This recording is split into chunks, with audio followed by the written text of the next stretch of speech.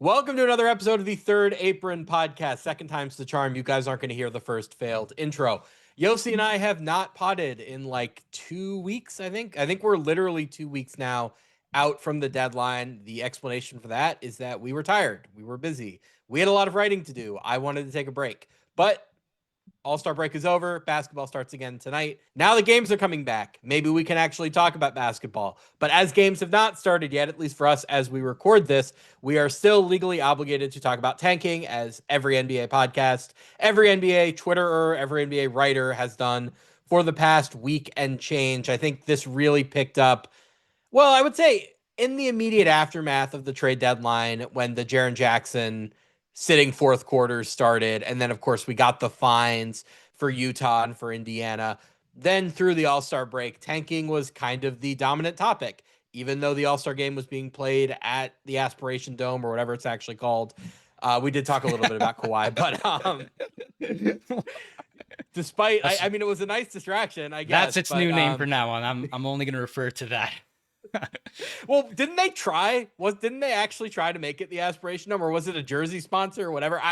I'm just talking out of my ass here. I know there was some attempted sponsorship between Aspiration and the Clippers, but it did work as a distraction. Not that that was their intent. Like, we talked more about tanking than we did about the Kawhi Aspiration stuff when the All-Star game was at Intuit. The Jazz fined $500,000 for conduct detrimental to the league, which on a personal level, I think is kind of a farce, because if you're going to fine them for tanking and saying that's conduct detrimental to the league, we're going to have to apply a whole lot of retroactive fines, because the Toronto Raptors did similar things last year, sitting guys in crunch time in order to lose games, sitting Brandon Ingram out like the Wizards have with Trae Young and with Anthony Davis. You go back far enough, tanking is a 40-year-old phenomenon. The famous one is Elvin Hayes in 1983 or 84. I can't remember the exact year, playing all 53 minutes in an overtime game in the second to last game of his career when he had averaged 12 minutes a game that whole season. There's the Mark Madsen game that happened in whatever it was, 2006, I think. Tanking is not new, but for a variety of reasons that we will get into, tanking is the topic du jour.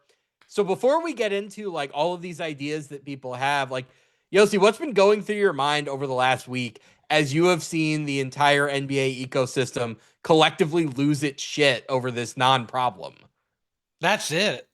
People are so mad. Like, do you remember a time when, like, I know whenever Hinkie there is is the no only other one. basketball, like in the off season, whenever there's an off season, like maybe you get to August, I could see some Twitter activity people start to get a little antsy, but like I've never seen an All-Star break with all-time low vibes like this. So, yeah, people were just so angry about all this going on, and I was a little upset too. I do think not playing some of your best starters, specifically in the Jazz situation, is kind of akin to throwing a game. And yeah, there is a double standard where the Raptors did the same thing last year. They would bench all their starters in the fourth quarter, and no one seemed to bat an eye. I think with the Jazz, they've always been not a bottom tier team, and I think we're starting to see all these signs where the vision that they just put together, bringing in Jaren Jackson Jr., they're going to be a good team. So maybe that's the difference, where people respect the Jazz a little more, and they are actually like a pretty good to like play-in tier team, masquerading as a bottom tier team. So I do think it is an issue as far as the benching starters. I do think that needs to be curbed somehow. That, I think what the NBA did responding to it, they should probably implement some type of rule about that. I don't know how they do that to more fairly penalize them, but I do think that needs to be curbed somehow. I think the ultimate way to bottom out would be the Oturo tank. When the Clippers, they like started, they kind of not started him, but they were like closing with him. They had him play like point guard. Hang on. Starting and closing him does not do justice to what happened in that game. No, he was playing. They gave him offense through Daniel Oturu. Yeah. And that poor man, like just a fringe NBA player who's forever going to be associated with one of the more blatant tanks in NBA history. And on the other side of that was Poku, Alexander Pokushevsky.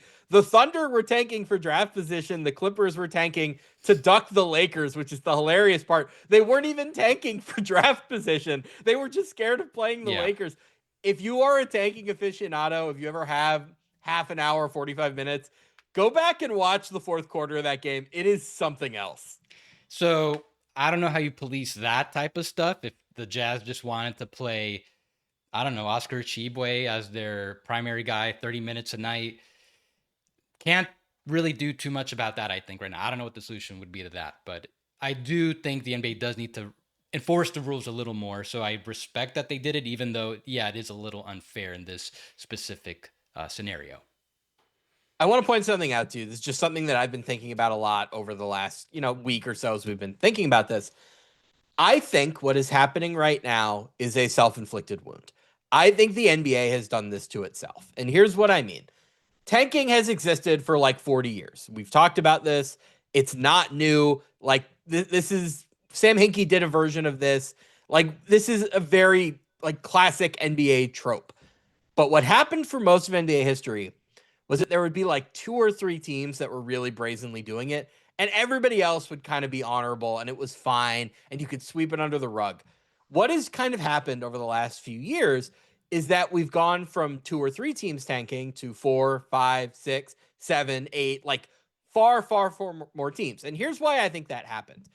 If you look at NBA history, if you look at the odds of getting the number 1 pick in the lottery, if you had the worst record in the NBA, it has actually never been harder for the worst team to get the number 1 pick, except for a one-off blip in 1989, where right now the worst team in the NBA has a 14% chance at the number 1 pick. In 1989, it was 11.1%, and the reason for that was that there were 9 teams in the lottery and the odds were totally flat. Other than that, you have had better odds at number 1 from the worst record in the NBA in every other point in the lottery's history. So why am I bringing this up? I think it's inevitable that a certain number of teams are going to be very, very bad. When the NBA flattened the odds in 2019, what it really did was incentivize tanking from the middle. It told the league, hey, it suddenly might be worthwhile for you to tank into the number 6 spot or the number 5 spot or the number 4 spot, number 7 spot. Because suddenly those slots, which in the past had not had really meaningful odds at jumping into the top 4, getting to number 1, whatever, now all of a sudden do. So even, I think it was 2021, whatever the Tampa year was for the Raptors, Masai Ujiri basically came out and said, like, why would we compete for the play-in? We're trying to win championships.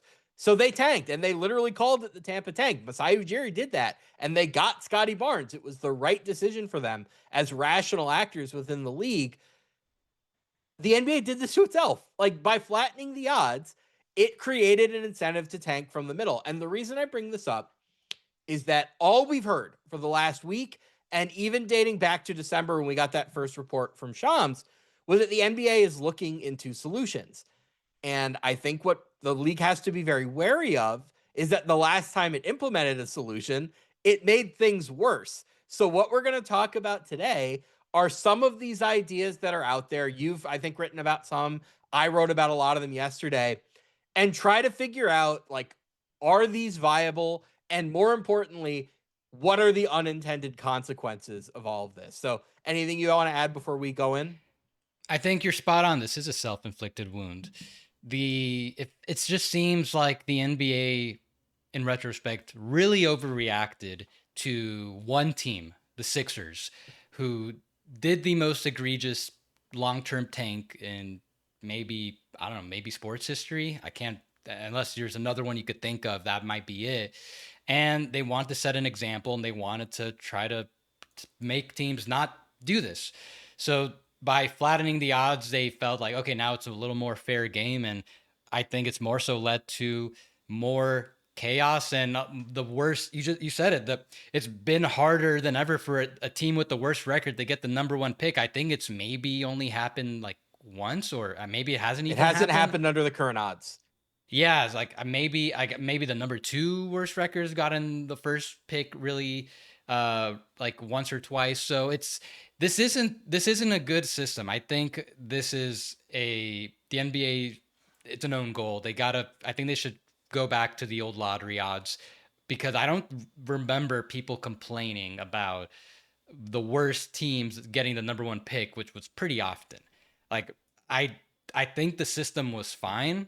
If yes, you had more teams trying to game the system and position themselves for the best lottery odds like now, then I think that's a problem. But I think that flattening the odds has actually led to more teams being in need of a top pick. When more of these teams that are the worst in the league aren't getting the help they need fast enough, it's only going to push more of them to tank. And as soon as a couple of them, like in this year's case, Utah and Washington, start getting really aggressive with it, Indiana, it's going to lead to this momentum where more teams are going to have to feel like they got to get in on this. So I do think this year's a little bit of a one-off, particularly because of the pick protections element with the Jazz and Wizards, where for them it's not even about getting the best pick possible. They're just trying to keep their pick.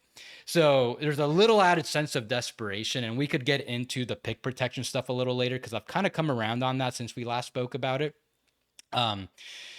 But there is a remedy I'm into. Well, I'm sure we'll touch on it a little later, but I think for the most part, they have to just help these teams, the teams that need it the most, as soon as possible. Like, I'm for a system that addresses the teams that need it the most.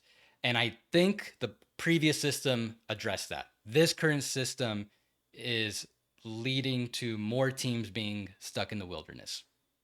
You know what's ironic about this is that we've really done a full revolution where I don't know how much people think about like the deep history of the lottery, but what happened in the early 90s in 1992 and 1993 was the Orlando Magic won the lottery twice in a row. They get Shaq, but I think they were the worst team or one of the worst teams when that happened.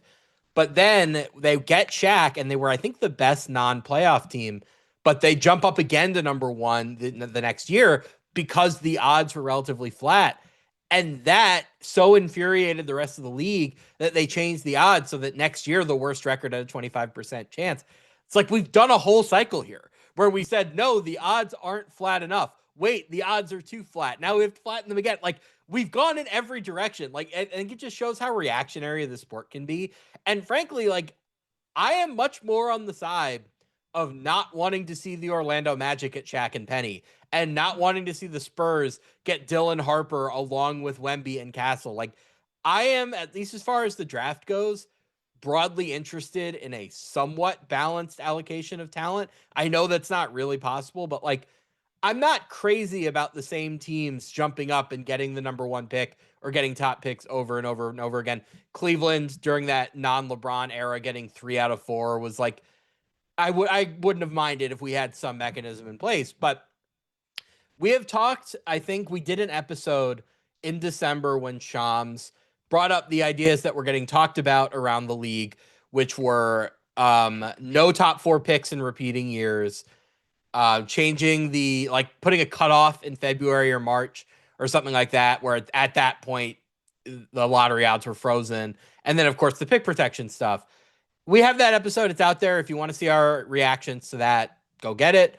What I want to talk about today are some of the wilder ideas that I've seen thrown around the internet over the last few days, week, whatever, and like maybe dig into some of those a little bit. And I'll start with my least favorite out of all of them, which is any version of letting the players choose where they go.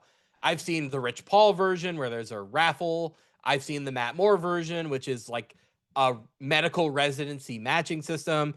And for whatever reason, over the last few days, especially, we've gotten all sorts of columns, podcasts, video interviews, whatever, of people just saying, like, we should abolish the draft and make it free agency. And I mean, do you guys just want the Lakers to win every year? I mean, what would happen? And I know you'd have honorable intentions where you say, oh, no, we'll create like a draft pick exception where if you're the worst team, you get extra money to sign rookies. And what I would say back is there is no amount of money that teams are going to be able to give rookies unless it's like somebody has a max contract with cap space or something. that's going to be able to outbid whatever Nike can do. And like, guess what? Nike would absolutely pay the right player tens of millions of dollars more to play for the Lakers than to play for the Magic. And I hear this all the time. Oh, Sam, it's 2026. Like, it doesn't matter where you play. It's all TikTok now. It's social media. Like, the world is flat. I promise you that's not true. Like, I see the traffic on stories read about the Lakers, stories read about the Magic. It's very, very different. I'm sure you've experienced that as well. There's a reason they talk about the Lakers on First Take every day. Like, Nike and Adidas and whatever shoe company signs these guys, they would tell all of them, hey, we want you to go play for the Knicks or the Bulls or the Lakers or whoever. And that would be that. It's a terrible idea. Do you have any objections? None. You asked, did you just want the Lakers and Knicks to win every year?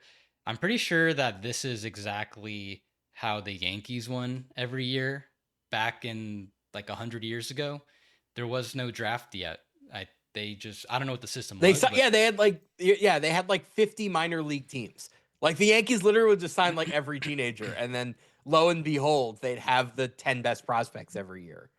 yeah, so if that's what you want, if you just want like 10 teams and for all other 20 teams to just be NPCs, if that's a league you want, go right ahead.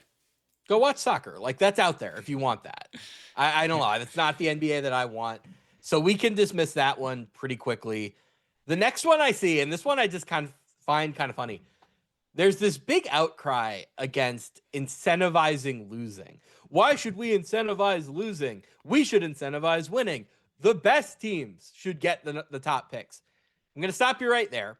We do incentivize winning with money and trophies and fame and all sorts of other things. There are a million incentives for winning. We don't have to attach the draft to that. I think that's idiotic.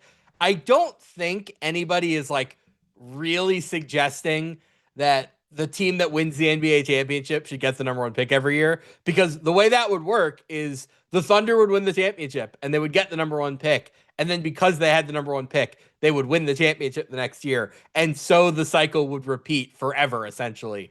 So you'd basically be freezing the NBA in where it is. One that I've seen that's a bit more common is like, what if we did it in reverse for the non-playoff teams, where the best like play-in team that doesn't make the playoffs gets the number one pick? And again, you're just shifting the tank incentive. You're just telling teams you have to lose your play-in games. Do we want that, by the way? Because everybody loves the play-in tournament. These are really exciting, fun games. Imagine if teams are just desperately trying to lose them in order to secure a top draft pick. Or if you're saying no play-in teams, but like the number 10 teams in the standings, I guess, then you'd have teams tanking out of the play-in tournament. Like maybe that would finally be what it takes to get the Bulls to tank. I shouldn't make that joke. The Bulls actually did do a bunch of rebuilding trades at the deadline, but you get the idea. The only thing I'll push back on that you said is that you said the play-in tournament has a lot of fun games. That's not the case a lot. You've got a lot of teams like that are like got high 30s that honestly I don't think should be in it, but I get why they still do these games anyways. They're not all that great. But as far as helping the best of the losers of the non-playoff teams, they benefit from the most. I think it just kind of goes back to what we talked about earlier. You're not helping the teams that need it the most. You're like the same 5 to 10 teams would continually be stuck in the bottom. So yeah, this is also a non-starter to me. So there's something else that I want to bring up that I don't think I've seen anybody really talk about, but I think you're kind of uniquely suited to talk about this. So I see a lot of people say that the worst teams in the league shouldn't need the draft to rebuild. Like, why can't they rebuild through free agency instead? There is no free agency anymore because they've changed the extension rules in such a way that basically every meaningful player signs an extension with their original team. So you can't rebuild through free agency anymore. Something I kind of just wanted to throw out to you is like, do you think there's a way that they could reinvigorate free agency so that the worst teams would maybe have another option for team building so that they didn't have to focus entirely on the draft? Because what would happen if you did something like this, where, you know, the best or the worst playoff or the worst non-playoff team is picking like 10th, is they'd kind of be locked there until they hit a home run at the number 10 pick. That could be like 5, 6, 7 years of total futility. Is there a way you could reinvigorate free agency so that maybe if you're not getting lucky with your draft picks, you can do that? Yeah, a couple things come to mind. The first would be eliminating restricted free agency. Because if you're going to do something pretty radical to the draft system like that, I think you're going to have to do some kind of balance to let some other teams have a chance at getting some top talent and making it so they can get some of these players a little easier. Maybe something where they have like not necessarily a higher form of max money, but what if they can offer more money somehow, or it counts less towards their cap, like it could be a credit and just something that helps them get a better chance. But then the problem with that is then you're making it easier for teams to lose their top players. So that's the problem. You can't, if you're hurting with this type of system, you're hurting teams that are never really going to get a fair shot at a top pick. But at the same time, the balance is not letting other teams keep their best players. I I don't see how this. It's a pretty completely new system. I can't see this really working. Too many bad I unintended consequences. I am a little bit more receptive to eliminating restricted free agency. I think you'd have to make rookie scale contracts longer. Like maybe do something where like you get a special fifth year option on a rookie scale guy. I think you wouldn't want teams losing the number one pick after 4 years. But at the same time, I don't know. I'm not crazy about the system we have that more or less ties guys to the team that drafts them for 7, 8 years. I might be a little bit more amenable to if your team sucks after 5 years, those guys have a path out. But I do mostly think that you're right. The first idea that I find like at least fun enough to consider, but flawed in many ways, is the idea of like a lottery tournament where teams who miss the playoffs would play each other for the number one pick. There are a lot of things that I think you'd need to settle before going into this. Like, how would you structure this tournament? I don't think you could just do it as like a single elimination thing. Somebody on Twitter suggested to me doing it like the West Coast Conference tournament, where the lowest seed has to win like several more games than the higher seeds would in order to get up. So, like, say you were the number 10 team, the best non-play-in team, you would have to win like 5 games in order to get the number one pick. Whereas if you had the worst record, you'd have to win 2 or 3 or something like that. That would be the only way it would make sense to me. The big thing that you would have to take care of in order to make this viable would be dealing with gap year teams, because you could not have like Indiana tanking away the whole season and then Tyrese Halliburton comes back just to play in the lottery tournament. That would be so ripe for exploitation. You'd have to come up with some way to address that. Somebody made a suggestion to me that I liked, which was, what if you just applied the 65 game award minimum to the play-in or to the lottery tournament? So if you didn't play 65 regular season games, you cannot play for the number one pick. I think that is a pretty reasonable solution. Maybe you make it 58 just because that's the scoring title number, I think, or the whatever it is, the league leader minimum. Some version of that I think you would need. And then the other question that people have all the time is, how would you motivate players to play to help their teams draft their replacement? Like, why would they want their team to have the number one pick? Here's how I would do it. They would never do it this way. I just think this is by far the most fun solution. Could you just give them a cash prize and say, like, everybody gets $1 million if you win the number one pick? Sure. I have a much better idea. My solution to this would be that every player on the team that wins the number one pick tournament gets a player option added to the end of their contract worth the same amount as the amount of money they are set to make in the last year. So this is what I mean. Say the Kings win the number one pick tournament this year. Congratulations, you've gotten the number one pick. You also have to give Zach LaVine another year and $50 million, where that also creates a competitive counterbalance to winning the number one pick, where, okay, you get this great prospect, you're also going to get bogged down by another year of bad contracts. The players would go so hard for that. You're telling me you don't want to see Zach LaVine playing for $50 million in a single game? That would be incredible. Sam, I think you're gonna get an angry email by some owner for this. Yeah, they would never, ever, ever, ever But it's such a even good like. idea, right? It's interesting. I would say that I kind of feel like players, this whole theory that they wouldn't want to play to help their teams get a better pick. I don't know if that's really, like, maybe 20 years ago and before that would be more of an issue. I think a lot of players now kind of understand, one, that now with the lack of positionality, like structure, like back then, you, it's you can bring in a really good player and he's not necessarily replacing you, even if he's the same size and same skill. Um, but I do think players now also kind of value, hey, like, I'm a core player of this team. I'm going to be here. Like, if you're the Pacers right now, and yeah, that's a gap year team, but right now I'm sure if they could play in some tournament that would guarantee them a top whatever pick, I think they'd go for it. They'd love that. So I don't think they would be against it, and I don't think you really need to motivate them to do it. But I just, again, I'm not into the system. I don't like the idea of of incentivizing winning for teams to get a higher pick. Again, you're just hurting the worst teams. Even if it's going to be something where now the trade deadline changes, where if you're uh, Utah, Washington, Brooklyn, now you have to try to get some upgrades so you could be better prepared for this tournament. I I think they're still gonna these teams will still get hurt, probably. The worst teams will still get hurt.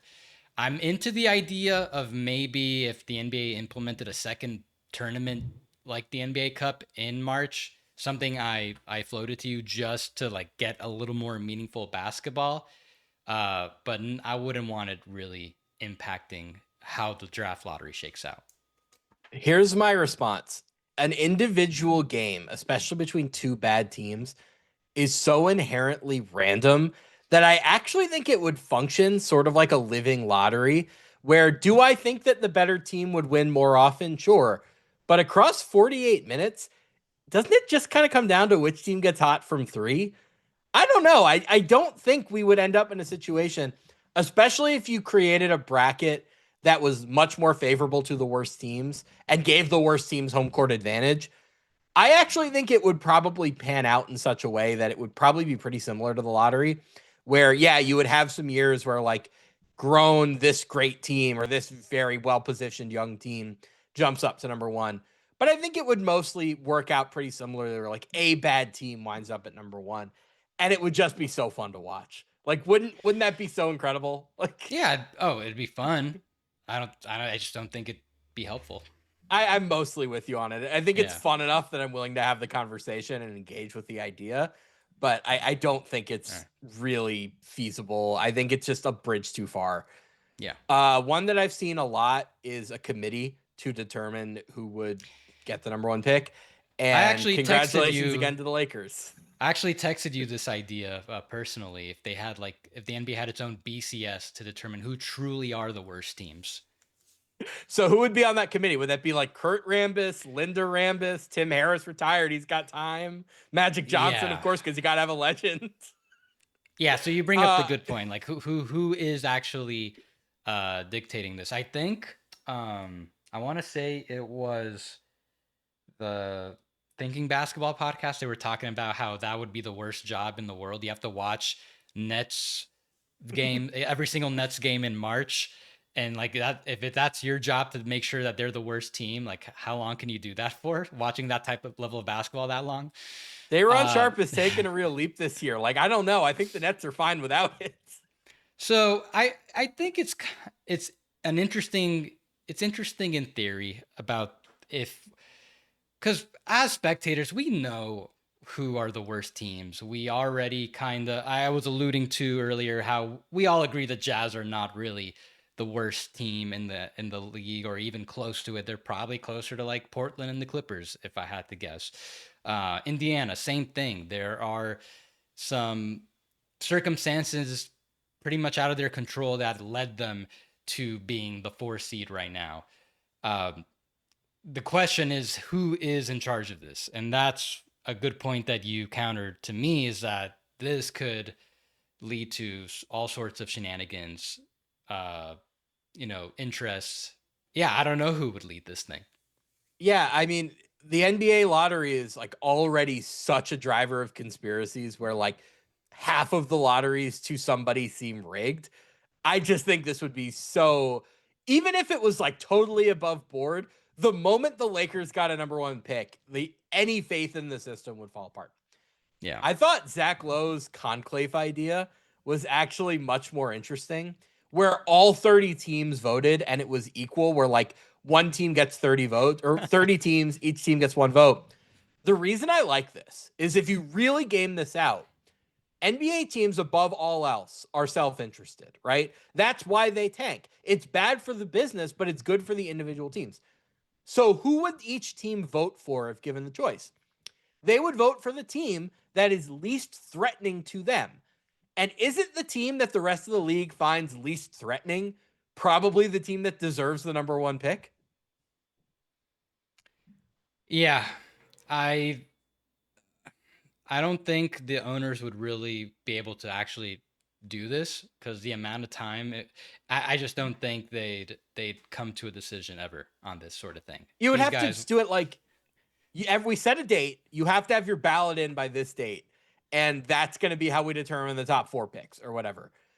I think that could actually be pretty interesting. The one thing you would have to really adjust for is that everybody in the East would vote for a West team and everybody in the West would vote for an East team because none of them want the number one pick in their conference. You'd have to do it like alternating years where this year the East gets the number one pick and next year the West gets the number one pick. yeah. And so on and so forth. There is one major reason that sadly I don't think this is viable, which is trades, where like say you're the Thunder and you have somebody's unprotected pick, the league would never vote for you to get a high pick. Like that's the problem is traded picks. But you're saying the owners would have to vote on this, correct? The GMs, I think. I just think there's too much self-interest for this to ever be. But doesn't the something... self-interest cancel it out? Because everybody's self-interest would cancel out everybody else's self-interest. Then that kind of goes against the whole spirit of this. I don't think that it'll come to a really meaningful result. You're gonna have, I'm sure there are grudges between certain teams, and even if a team like clearly deserves it, someone will try to make sure they don't get it. It's just too messy. But I actually kind of love that. That kind of incentivizes you as a GM to not be an ass. Like if the rest of the league hates you, maybe you're doing something wrong. And like there is something to the idea that nobody would ever vote for the Lakers to get the number one pick, where the Lakers have all of these other advantages. So if you took away top picks from them, that actually might be kind of like in a roundabout way fair. Like, wouldn't this be a way to ensure that the Sacramentos and the Utahs of the world always get top picks? I think the incentive of not being an ass is job security. As long as the other owners, other teams still want to deal with you, as long as the other teams still want to do business with you, you're right for the job. I can think of one very notable exception to the asshole job security rule, but I don't want to say something that's going to get me in trouble. Anyway, after this, I'm scrolling down my list. Okay. Yeah. Messing with the money is another one where, so we did like 2 in 1, basically. Lottery committee voting on who deserves. All right. Yes. Messing with the money where you would maybe a team, if the league finds that you tanked or if you go below a certain record, what would happen is you would like lose your lottery or your luxury tax distribution, or you would lose part of your national TV share or some significant amount of money. And I'm going to kill this one right from the start with 2 words. Those words are Steve Ballmer, because there is no amount of money that you could find Steve Ballmer that would get him to stop doing what he thinks is in the best interest of his team. So the way this would work is the Clippers would just tank for the number one pick as long as they wanted to. So that does not work. The one thing that came to mind for me is, especially as we get closer to expansion, the way the schedule is going to shake out gets a little more complicated. Plus teams want to do more international games. Like what if some teams are going to lose more home games. So you could maybe this kind of determine who of those teams are that lose more of those home games. I don't know if that really does any type of. I don't know if that moves teams to stop tanking though. No, I don't think it does. If you lose some money, like it still pales in comparison to the chance at getting a generational talent. I just think that puts so much pressure on like the net worth of owners, where like the Clippers are the obvious one, but like the Warriors and now the Lakers with Walter and the Knicks, they could afford to be like, yeah, we'll pay an extra $15 million for better odds of the number one pick. Sure. Whereas like teams with low net worth owners are not going to be able to do that. You're just creating too big of an advantage for big markets. What you might be able to do is instead of finding teams with money, you take away ping pong balls, right? Where the way the lottery works, for those of you who don't know, there are 14 ping pong balls numbered between 1 and 14. And between 1 and 14, there are 1,001 different combinations of those four digits. So the team with the worst record has, I think, 140, 14% of those combinations. If you find that a team is tanked, or if they lose a certain number of games, or they commit some behavior that is not allowed under this new system, you take away a certain number of those combinations. And if that combination comes up, you just redraw the lottery. It's out of the, like, you just redo it. I think that one might have some legs. The thing you would have to do, though, is make sure that all of this behavior was spelled out in advance.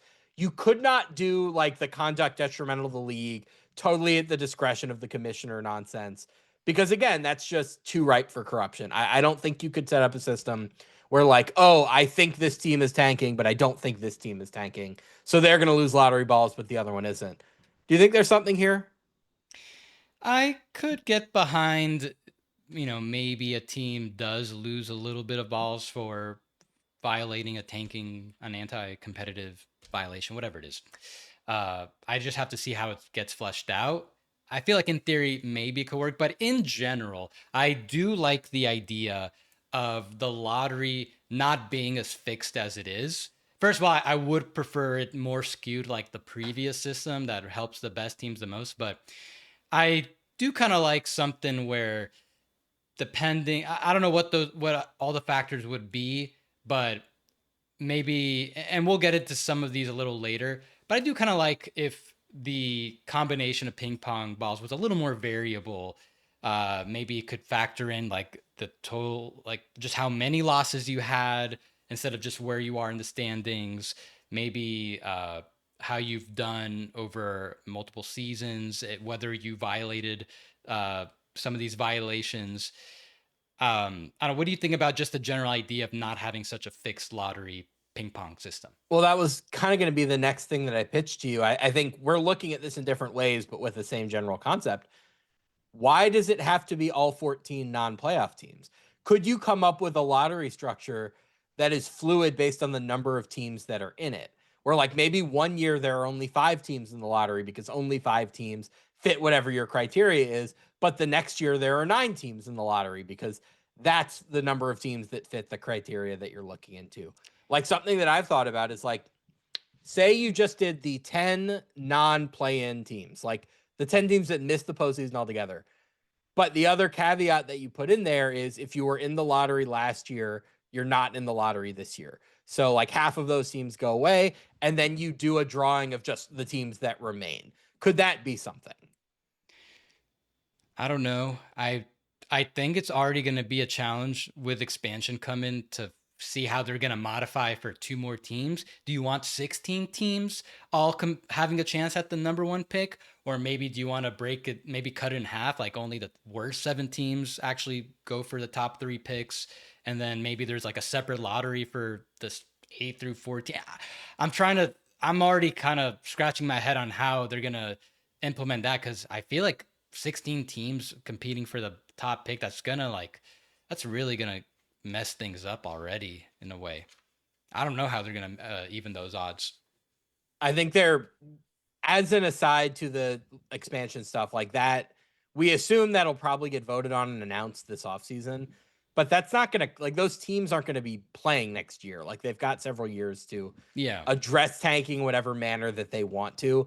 And the hope would be whatever system they come up with will be like firmly in place and understood by the time we add 2 new teams. Yeah. What about the wheel, the Mike Zarin concept, where, just to those who don't know, the wheel, the idea of the wheel is that every team of the 30, or I guess 32, would pick in each slot in the first round once across the 30 or 32 year window. So say there are 32 teams.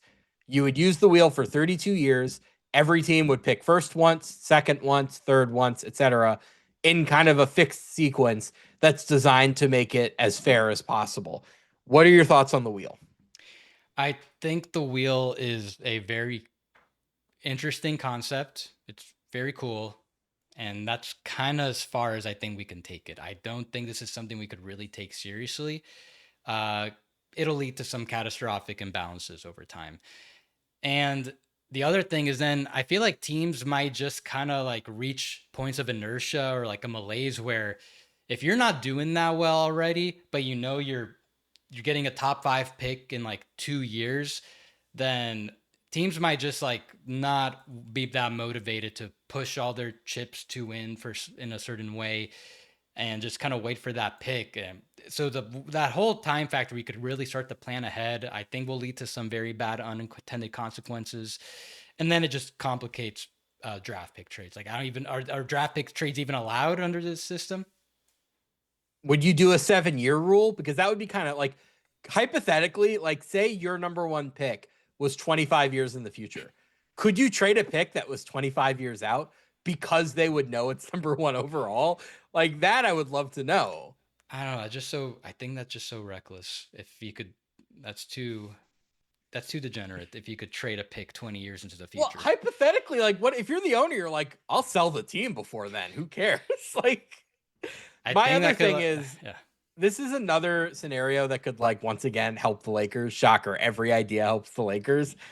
What if there was a player who like was a clear number one pick and he was a freshman in college, but this year the Kings have the number one pick and next year the Lakers have the number one pick. I'm staying in school. I love Duke, baby. Like Yep. that's a No, that's very hard one to square. yeah, especially because this concept came out over a decade ago, and that didn't even consider the possibility that we would have NIL Mm-hmm. and all these. Now college is a professional, like finally considered a professional sport where players get paid. Like, how do you address for that? You can't. That's going to motivate certain players, the top prospects, to time their situations, and that'd be a major problem. So yeah, it wouldn't work. Yeah, the last issue I have with the wheel, last really big one, is that once you start, you couldn't stop because it's 30 or 32 years. You can't do this for 5 years and say this isn't working. Well, okay, we can't change it because all these teams haven't gotten the number one pick yet or have gotten worse picks or whatever. Like you'd have to do a whole revolution. And I saw like there was, I think a few years later, Mike Zarin had come up with like a 5-year version and a 10-year version that was a little bit more malleable. So maybe you could do that. But at that point, it's not quite as even. So I think the wheel is a fun concept. I am not crazy about it. Here's Yep. one that I want to leave for you because I know this is one that you like, which is using the standings over multiple years. You had one that you really loved. I'll just give you the floor. So I'm reading your post. Someone recommended to you a system where you're looking at like the last 3 years, and then you just kind of make the odds from there. So I found on Reddit, I stumbled upon this. I guess it's a research paper from it was from out of LaSalle University. I'm just trying to get all the info up. I want to show a little bit of what it would kind of look like. But essentially, yeah, it is kind of a multi-year system where um, you're you're factoring in a team's lottery record over the past few years, but also like their successes if they advance in the playoffs, how far they advance in the playoffs. So instead of it's just purely on record, there's like sort of an algorithm determining how many like which lottery odds you should have basically. So it reframes it from which teams had the worst record last year to which teams have been struggling the most over a period of time. And the reason I like this one is because it addresses what I've been saying since the very beginning. We need a system that helps the team that needs it the most. How we determine which team needs it the most, I don't think is synonymous with the team that just had the worst record, because there's all sorts of circumstances that can lead to a team having a really bad record when we can't mathematically show that this team's like the pace with the Jazz are actually pretty good. So I like it because it would, as an example, and I'm going to pull it up now. This is kind of the result they would have based on last year, where you have teams like the Kings and the Bulls. They would have the two best lottery odds, which is interesting because these have been two teams that have been pushing for the middle. These teams have been like the poster child of the NBA play-in era, where these teams, they don't necessarily care too much about getting the best prospect and wanting to have the long-term sustainable success. Like that hasn't really been a priority based on their actions. But what if after enough times missing the playoffs, these teams actually get rewarded? Because you can make a compelling case that the Kings, the Bulls, they probably needed just as bad as the Nets or any of these other teams. So this is just based on what it would have been from last season. The Nets are third, Jazz are fourth, Pelicans are fifth. So, and then you can see like the Knicks are sixth, but that seems to have something to do with like before this recent years. If they missed the playoff, since they made the playoffs, they wouldn't qualify. So, I I feel like just in theory, there is something that could be done with the system, not exactly as they're laying out, but I do think there is something that we could do to look at multiple years, because I think that would help more with the teams that help the team. You're spreading the love. You're not just giving it to like certain teams that just got lucky and then some teams remain unlucky. Eventually, every team that needs it would get taken care of. Okay, so I just want to clarify. So this is not just based on record. Like, would this be based on prior lottery performance as well? Yes, so they Okay. addressed that. Just so you know, I didn't even say the name. It's called carryover lottery allocation. It's short. The short is COLA. So that is the system, and I hope we get like some more people talking about this, 'cause I think it's the best solution so far for any type of radical lottery reform we've seen. So it also does address, in the same way, teams that have had success in the playoffs and that would lower their odds. It would also do the same for teams that win the lottery or get a lottery pick, get a top 3, 4 pick. If you have lottery success, then that is going to algorithmically take away odds for you in future years.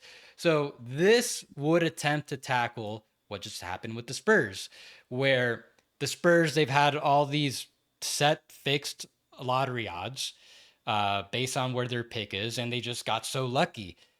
Obviously it's going to be a little more complicated with owed picks, but so I don't know if you can really factor that in when this year the Spurs currently have the 11th best odds to win the lottery via the Hawks.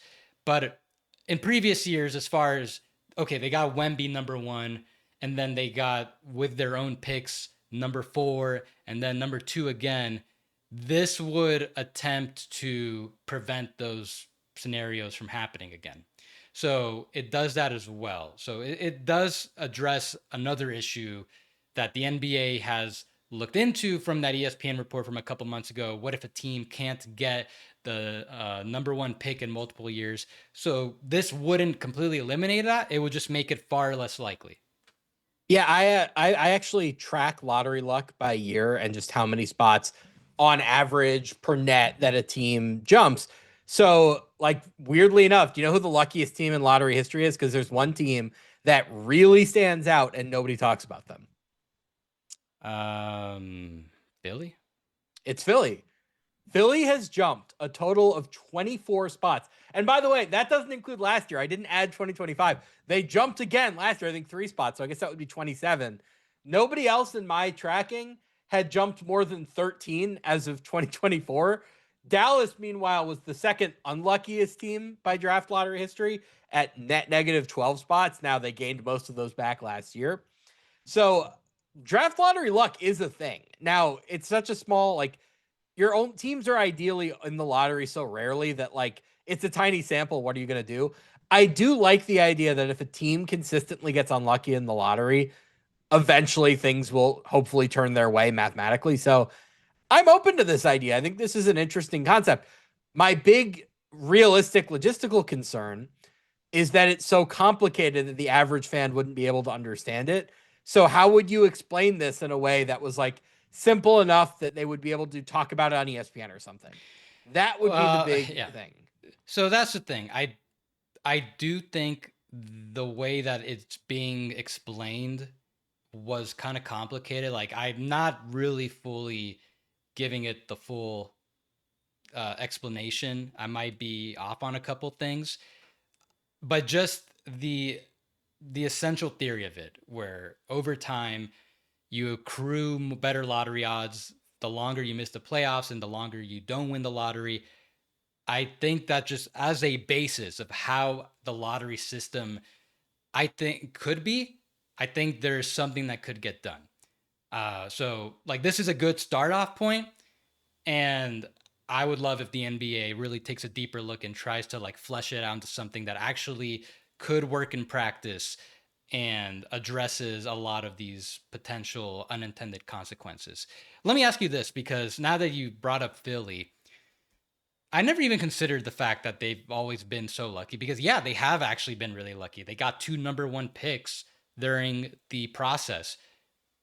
Do you think the NBA flattens the odds if the Sixers like top out with the 4th pick every single time during the process? I mean, what I think you have to remember is number one, they traded for one of those number one picks. They were at number 3 organically. And really, they were at number 5 because they swapped with the Kings. Well, that was a That's swap, you mean, right? so no, the Ben Simmons, they just won the lottery organically. Markel Fultz was originally Philly had the number 3 pick, but Well, okay, Philly's no, own they went from 5 to 3, and then they traded and up. then 3-1. So they Yeah. really only had one number 1 pick organic. Like they only won the lottery once.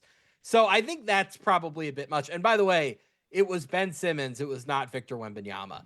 If Philly had been rewarded like in the way that San Antonio has been, I think we might have fully flat lottery odds.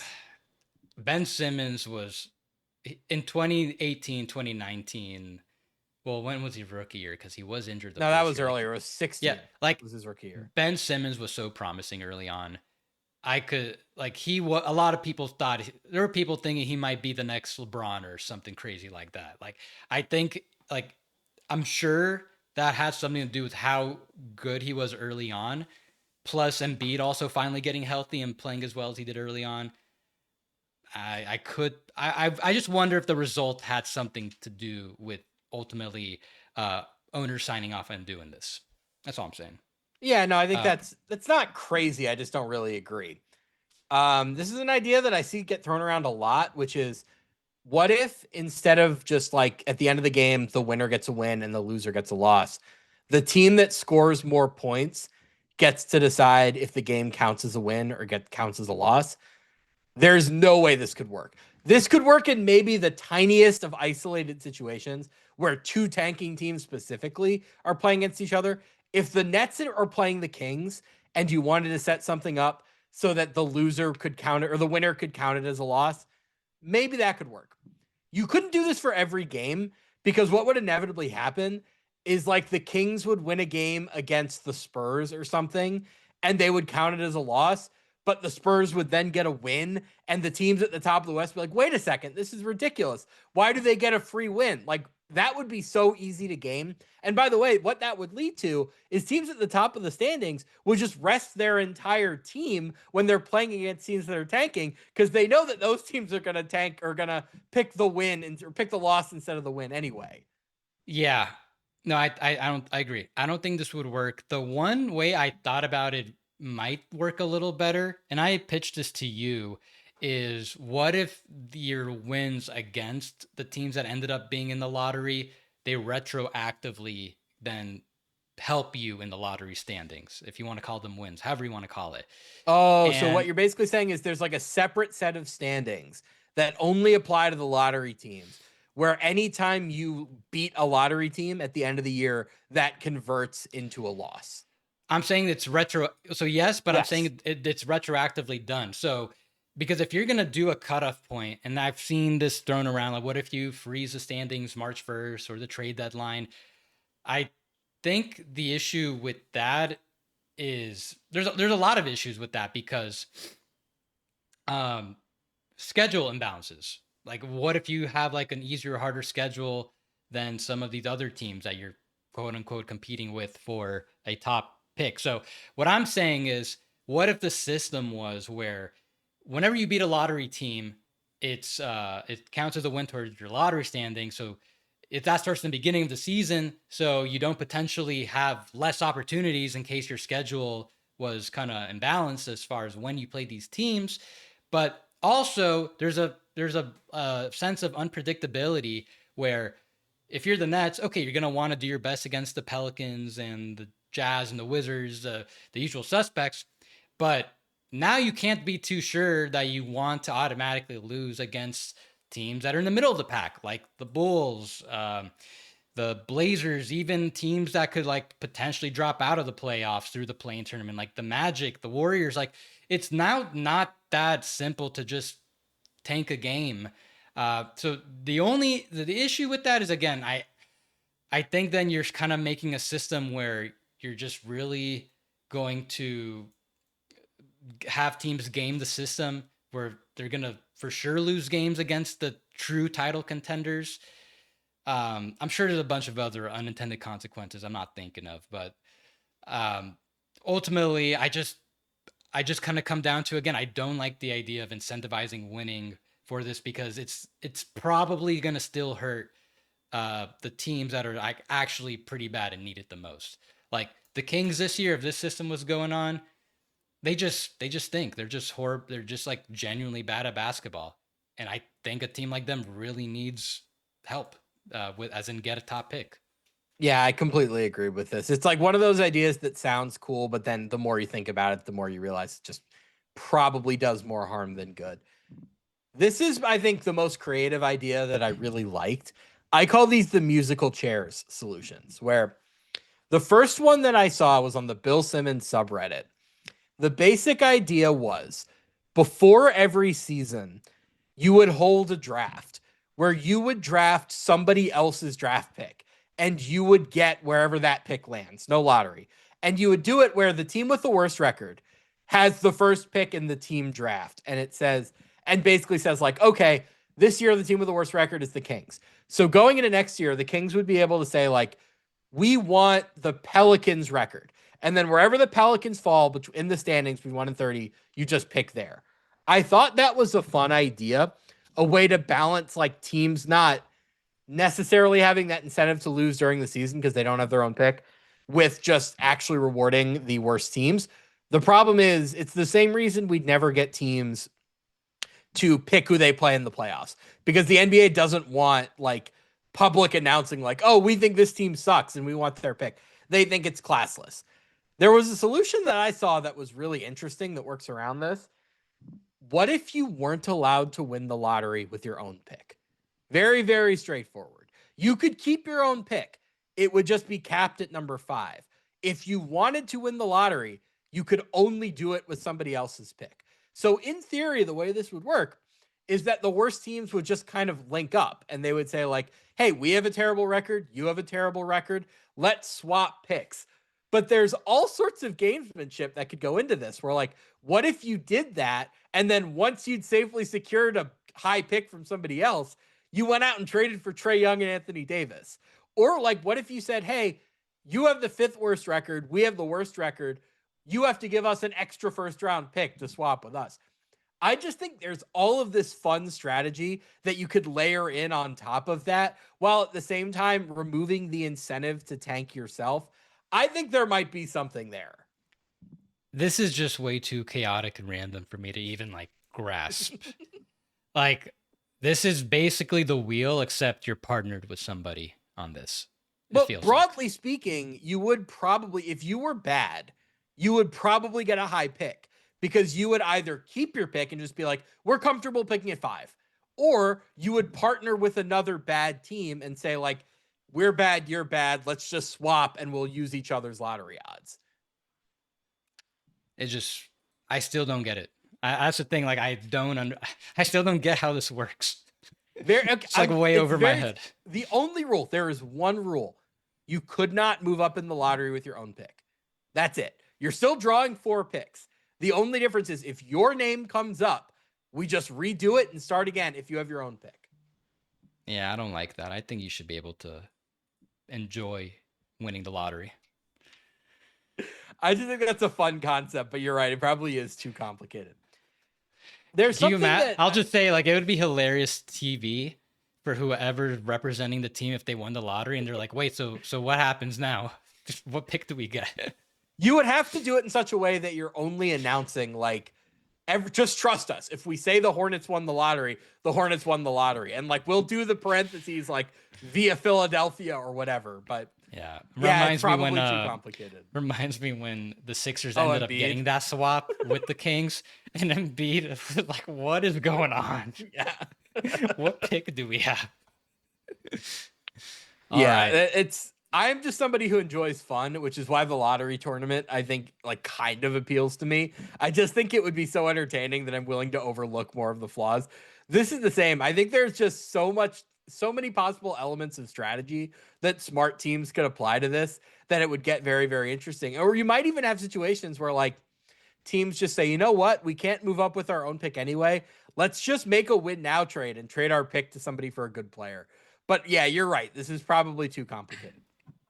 Something I want to bring up is this idea that there's no worse place to be in the NBA than the middle, right? Where we call it the hamster wheel, where if you're in the play-in or you're in the middle, you're kind of stuck there because you're not good enough to compete for anything better, but you're not bad enough to get a top pick. Adam Silver even addressed this and kind of said like, hey, one of the problems is like you guys telling everybody that they don't want to be in the middle. First of all, like NBA teams could figure that out. That's not a media thing. Teams figured that out themselves. But I do wonder, is there a way that you could incentivize building from the middle? Could you reward those teams in the middle? And an idea that I had that I just wanted to throw out, I call it the play-in mid-level exception, where the 8 teams in the play-in tournament would get a second mid-level exception, and let's say it doesn't count against the cap. Like something where you could just sign another good player and not have it impact your salary cap, just to reward teams for being 500 so that they don't look at that as so terrifying that we have to retreat to the bottom of the standings. Do you think there's anything there? So I think you could try to reward teams with some type of salary cap benefit. I was mentioning earlier, what if you can be able to sign someone and it's a percentage of it doesn't count against the tax, so you could like then have spend a little bit more money. I just don't know if teams would see the ability to spend more money as a reward, especially with the system as it is, where teams don't want to be in the aprons, they don't want to be in the tax. I don't know if unless there's a way that there's a counteracting, solution like crediting tax credits to it. I don't know if teams want to spend more money, and then also like like we said, free agency is kind of dead. Like who are you going to get? Are you going to get someone so meaningfully good that it's going to really shift the title odds in your favor? I don't know. Like I think there could be something like a salary cap benefit. I just don't know what it is. But as far as helping teams that are in the middle, that's kind of what Cola is about, where you've got teams that they've been in the middle for so long, instead of getting the 10th through 14th pick over time, they'll get those picks, but then eventually you'll probably get a top 3 pick for all your hard time being in the middle and striving for the play-in tournament. I feel like that kind of addresses that. What if we made the 8 play-in teams immune to the luxury tax? Like for that year, if you're in the play-in, no matter what your salary is, you don't have to pay the tax. Owners would 100% get behind that. The danger you'd have is owners telling their GMs and coaches, we're the number 5 seed. No, we got to be number 7. Yeah, you just described the Raptors, willing to be deep in have the most expensive payroll possible so they could have the 7-8 seed. Like, yeah, I think they might be on an island on that. As we go through this, I think what becomes clearer and clearer, and what I think is the likeliest outcome, is that we're going to get some band-aids, right? They're going to do the pick protection thing, and maybe they'll say you can't be in the top 4 in consecutive years. By the way, I just want to address this idea that you can't be in the top 4 in consecutive years. You have to amend that slightly because there's a big difference between picking number 1 and picking number 4. It should be a thing where, like, if you pick number 1 overall, you're locked out of the top 4 in the next year. If you pick second, you're locked out of the top 3. If you pick third, you're locked out of number 1 and number 2. You pick fourth, you can't pick number 1. Something like that actually weighs it appropriately. But we both probably agree, right, that it's going to be something like that, where it's not going to be a real overhaul. It's going to be something small. And why that annoys me is that nobody was going to tank next year anyway, because the draft is so bad and because so many of these rebuilding teams were just organically at the point in their roster building cycle where they were going to be done tanking. So whatever the NBA does next year, they're going to pat themselves on the back and say, this worked. This was a success. If they were going to do something more drastic, this is kind of the moment. And I don't think they really are, right? I think they'll. Well, I guess it depends what you consider drastic. I think eliminating pick protections is kind of drastic. And I think the reason for that is, first of all, with the Wizards and Jazz, the trades that put him in the situation, one, were done from previous regimes. So whoever is in charge now, they could not have really anticipated being in this situation when they got the jobs. And then two, they were like such like, in the grand scheme of things, pretty insignificant trades. The Jazz traded this pick to the Thunder to get off Derek Favors. Really didn't mean anything for these teams. And then the Wizards traded a pick to swap John Wall for Westbrook. Kind of saved them a little bit, bought them some more time. But again, like if these are the types of trades that eliminating pick protections is going to prevent, I think I might be okay with eliminating pick protections if it's gonna prevent these types of situations from happening. Even though they're pretty uncommon, like I think it's a perfect storm with two teams like this just happen to have these top 8 protected picks in the same draft. That happens to be one of the better drafts in a long time. We're probably not gonna have all these everything falling aligned like this in a while.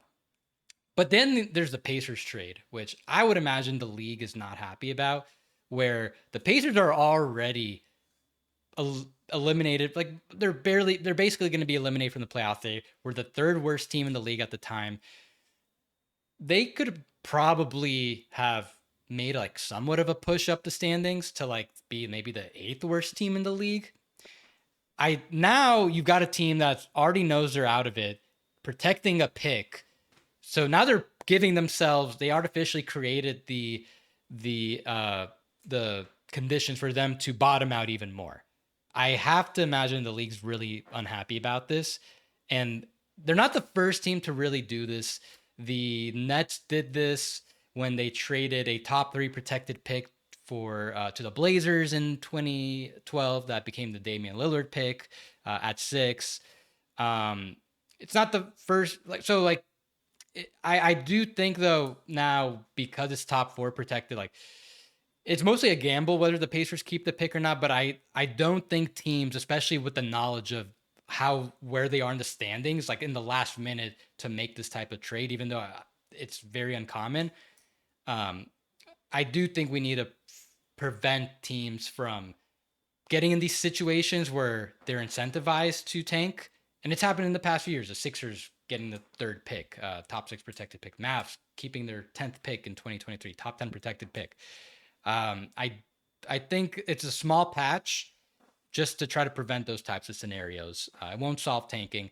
And like I said, I think we need to go back to the previous odds, really help the teams, get them out of their rebuild as quickly as possible. It feels like where back then you're maybe in the lottery for like 2, maybe 3 years, like you're having a top pick. We're seeing teams like in their 4th, 5th year now. And I think that would be the remedy for at least trying to shorten these rebuilds. I don't think fully removing the ability to protect picks is on the table, right? It's just limiting it to top 4 and top 14. Nobody's suggesting that you shouldn't be able to top 4 protect your pick, right? Like that hasn't really been out there. I'm saying I think everyone. Okay. I think for the most part, people are saying just limit it to top four.